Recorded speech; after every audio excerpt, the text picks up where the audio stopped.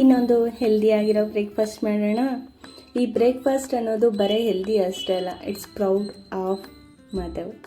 Hi hello ಎಲ್ರಿಗೂ, welcome to my channel. So ಇವತ್ತು ಈ ಒಂದು ಹೆಲ್ದಿ ಬ್ರೇಕ್ಫಾಸ್ಟ್ ಮಾಡೋಕ್ಕೆ ಏನೇನು ಬೇಕಾಗತ್ತೆ ಅಂತ ನೋಡ್ಕೊಂಡು ಬರೋಣ. ಹೆಲ್ದಿ ಅನ್ನೋದು ಬರೀ ಫುಡ್ಡಲ್ಲಿ ಮಾತ್ರ ಇರಲ್ಲ. So it's about us also. As A mother ಆಗಿ ನಾವು ಮಕ್ಕಳಿಗೆ ಏನು ಕೊಡ್ತಿದ್ದೀವಿ ಅನ್ನೋದು. ಇವತ್ತು ನಾನು ಸೋರೆಕಾಯಿನ ಯೂಸ್ ಮಾಡಿಕೊಂಡು ಈ ಒಂದು ಹೆಲ್ದಿ ಫುಡ್ನ ಮಾಡ್ತಾಯಿದ್ದೀನಿ. ಮೊಳಕೆ ಕಾಳು, ಹಾಗೆ ರವೆ, ಸೋರೆಕಾಯಿ, ಕ್ಯಾರೆಟು ಮತ್ತು ಕ್ಯಾಪ್ಸಿಕಮ್ಮು ತೊಗೊಂಡಿದ್ದೀನಿ. ಮೊಳಕೆ ಬಸಿರೋ ಕಾಳು, ಇದು ಇದರಲ್ಲಿ ಎಷ್ಟು ಹೆಚ್ಚು ಪ್ರೋಟೀನ್ ಅಂಶ ಇರುತ್ತಂದರೆ ಹೋಲ್ ಡೇ ಮಕ್ಕಳಿಗೆ ಎನರ್ಜಿಯನ್ನು ಕೊಡುತ್ತೆ. ಹಾಗೆ ಬಾಡಿಯಾಗೂ ಕೂಡ ತುಂಬಾ ತಂಪನ್ನು ಕೊಡುವಂಥದ್ದು. ಸೊ ಇದಕ್ಕೆ ನಾನು ರವೆ ಮತ್ತು ಸೋರೆಕಾಯಿನ ಹಾಕ್ಕೊತಾ ಇದ್ದೀನಿ. ಇದನ್ನು ಚೆನ್ನಾಗಿ ರುಬ್ಕೊಳ್ಳೋಣ. ಈ ರುಬ್ಬಿರೋದನ್ನ ಬೇರೆ ಪಾತ್ರೆಗೆ ಡಂಪ್ ಮಾಡಿಬಿಟ್ಟು ಇದಕ್ಕೆ ಮನೇಲಿ ಏನೆಲ್ಲ ತರಕಾರಿ ಇರುತ್ತೋ ಅದನ್ನು ಆ್ಯಡ್ ಮಾಡ್ಬೋದು. ನಾನಿಲ್ಲಿ ಈರುಳ್ಳಿ ಮತ್ತು ಕ್ಯಾಪ್ಸಿಕಮ್ನ ಚಿಕ್ಕದಾಗಿ ಹೆಚ್ಕೊಂಡಿದ್ದೀನಿ. ಹಾಗೆ ಕ್ಯಾರೆಟನ್ನು ಯೂಸ್ ಮಾಡ್ಕೊಂಡಿದ್ದೀನಿ. ಮಕ್ಕಳಿಗೆ ಏನೆಲ್ಲ ತರಕಾರಿಗಳು ಇಷ್ಟ ಆಗುತ್ತೆ ಅದನ್ನೆಲ್ಲ ಹಾಕ್ಕೋಬೋದು. ಇದಕ್ಕೆ ನಾನು ಸಾಲ್ಟು ಮತ್ತು ಸ್ವಲ್ಪ ಅರಿಶಿನ, ಸ್ವಲ್ಪ ಗರಂ ಮಸಾಲ, ಹಾಗೆ ಸ್ವಲ್ಪ ಒಂದು 4 ಕಾಳು ಅಜ್ವಾನ ಹಾಕ್ತಾಯಿದ್ದೀನಿ, ಜೀರ್ಣ ಚೆನ್ನಾಗಾಗಲಿ ಅನ್ನೋ ಉದ್ದೇಶಕ್ಕೆ. ಸೊ ಇದಕ್ಕೆ ಮತ್ತೆ ರುಚಿಗೆ ತಕ್ಕಷ್ಟು ಉಪ್ಪನ್ನು ಹಾಕ್ಕೊಂಡು ಚೆನ್ನಾಗಿ ಒಂದು ರೌಂಡು ಮಿಕ್ಸ್ ಮಾಡಿ 5 to 10 ಮಿನಿಟ್ಸ್ ನೆನೆಯೋಕ್ಕೆ ಬಿಡೋಣ. ತುಂಬ ತೆಳು ಅನಿಸಿದ್ರೆ ನೀವು ಕಡಲೆ ಹಿಟ್ಟು ಅಥವಾ ಅಕ್ಕಿ ಹಿಟ್ಟನ್ನು ಹಾಕಿ ಮಿಕ್ಸ್ ಮಾಡ್ಕೋಬೋದು. ಸೊ ನಂದು ತುಂಬ ತೆಳು ಏನಾಗಿರಲಿಲ್ಲ, ಹಾಗಂತ ತುಂಬ ಗಟ್ಟಿನೂ ಆಗಿರಲಿಲ್ಲ. ಸೊ ಈಗ ಹಂಚಿಗೆ ಸ್ವಲ್ಪ ನೀರನ್ನು ಹಾಕಿಬಿಟ್ಟು ನಮಗೆ ಯಾವ ಶೇಪಲ್ಲಿ ಬೇಕು ಆ ಶೇಪಲ್ಲಿ ನಾವು ಹಾಕ್ಕೋಬೋದು. ಮೇಲೆ ಸ್ವಲ್ಪ ನಾನು ಚೀಸನ್ನು ಯೂಸ್ ಮಾಡಿದ್ದೆ.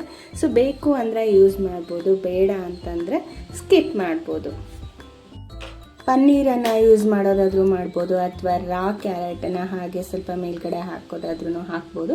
ಸೊ ನಾನು ಎಲ್ಲ ವಿಡಿಯೋದಲ್ಲೂ ಹೇಳಿದಾಗೆ ತಾಯಂದ್ರಿಗೆ ತುಂಬ ಚೆನ್ನಾಗೇ ಗೊತ್ತಿರುತ್ತೆ ನಮ್ಮ ಮಕ್ಕಳು ಯಾವ ಥರ ಇದನ್ನು ಸ್ವಲ್ಪ ಡಿಸೈನ್ ಮಾಡಿದ್ರೆ ತಿಂತಾರೆ ಅಂತ ಹೇಳ್ಬಿಟ್ಟು. ಸೊ ಆ ಥರ ನೀವು ಮಾಡ್ಕೋಬೋದು. ಫಸ್ಟ್ ನಾನು ಇದನ್ನು 2 ಕಡೆನೂ ಬೇಯಿಸ್ಕೊಂಡ ಮೇಲೆ ಮತ್ತೆ ಚೀಸನ್ನು ಹಾಕಿ ಚೀಸ್ ಮೆಲ್ಟ್ ಆಗೋವರೆಗೂ ವೆಯ್ಟ್ ಮಾಡಿ ಆಮೇಲೆ ತೆಗೆದಿಡ್ತಾ ಇದ್ದೀನಿ. ಸೊ ನೋಡಿದ್ರಲ್ಲ ಎಷ್ಟು ಈಸಿಯಾಗಿ ಮಾಡ್ಕೋಬೋದು. ಹಾಗೆ ಹಂಚಿಗೂ ಕೂಡ ಒಂದು ಸ್ವಲ್ಪನೂ ಹಿಡಿಯಲ್ಲ, ನೀಟಾಗೇ ಬರುತ್ತೆ. ಸೊ ಟೇಸ್ಟು ಮಾತ್ರ ತುಂಬ ಚೆನ್ನಾಗಿರುತ್ತೆ. ಹೆಲ್ದಿ ಫುಡ್ಡನ್ನು ಹಾಕುವಾಗ ನಾವು ಟೇಸ್ಟನ್ನು ಸ್ಯಾಕ್ರಿಫೈಸ್ ಮಾಡಲೇಬೇಕಾಗತ್ತೆ. ಬಟ್ ಈ ರೆಸಿಪಿ ಮಾತ್ರ ತುಂಬ ಟೇಸ್ಟಿಯಾಗಿ ಬಂದಿತ್ತು. ಹಾಗೆ ಸೋರೆಕಾಯಿ ಗೊತ್ತು ನಿಮಗೆ, ತುಂಬ ಅಂದರೆ ತುಂಬ ಒಳ್ಳೆಯದು. ಈಗಿನ ಎಷ್ಟೋ ಕಾಯಿಲೆಗಳಿಗೆ ಇದ್ರ ಜ್ಯೂಸನ್ನು ಕುಡೀರಿ ಅಂತಲೂ ಕೂಡ ತುಂಬ ಜನ ಸಜೆಸ್ಟ್ ಮಾಡ್ತಾ ಇರ್ತಾರೆ. ಬಟ್ ಗೊತ್ತಲ್ಲ, ಆ್ಯಸ್ ಯೂಶ್ವಲಿ ಮಕ್ಕಳು ಆ ಥರ ಜ್ಯೂಸ್ ಮಾಡಿಕೊಟ್ರೆ ಕುಡಿಯೋದು ತುಂಬ ಕಷ್ಟ. ಮತ್ತು ಅದಕ್ಕೆ ನಾವು ಶುಗರು ಅಥವಾ ಜಾಗ್ರಿನ ಯೂಸ್ ಮಾಡಬೇಕಾಗತ್ತೆ.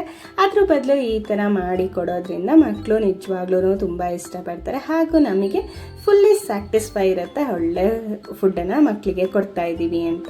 ಹಾಗೆ ತಾಯಂದ್ರಿಗೆ ಎಂಡ್ ಆಫ್ ದ ಡೇ ಬೇಕಾಗೋದು ಲಂಚ್ ಬಾಕ್ಸ್ ಖಾಲಿ ಆಗಬೇಕು ಅಲ್ವಾ? ಸೊ ಇನ್ಯಾಕೆ ತಡ, ಈಗಲೇ ನನ್ನ ಚಾನಲ್ನ ಸಬ್ಸ್ಕ್ರೈಬ್ ಮಾಡ್ಕೊಳ್ಳಿ. ಇದೇ ಥರ ಒಳ್ಳೊಳ್ಳೆ ರೆಸಿಪಿಗೋಸ್ಕರ ನನ್ನ ಫಾಲೋ ಮಾಡೋಣ ಮರಿಬೇಡಿ. ಹಾಗೆ ಈ ರೆಸಿಪಿನ ಟ್ರೈ ಮಾಡಾದ್ಮೇಲೆ ಹೇಗೆ ಬಂದಿತ್ತು ಅಂತ ಕಮೆಂಟ್ ಮಾಡೋದಂತೂ ಖಂಡಿತ ಮರಿಬೇಡಿ. ಹಾಗಾದರೆ ಮತ್ತೆ ತಡ, ಮತ್ತೆ ಸಿಗೋಣ ನೆಕ್ಸ್ಟ್ ಬ್ಲಾಗಲ್ಲಿ. ಅಲ್ಲಿವರೆಗೂ ಟೇಕ್ ಕೇರ್, ಸ್ಟೇ ಸೇಫ್ ಅಂತ ಹೇಳ್ತಾ ಬಾಯ್.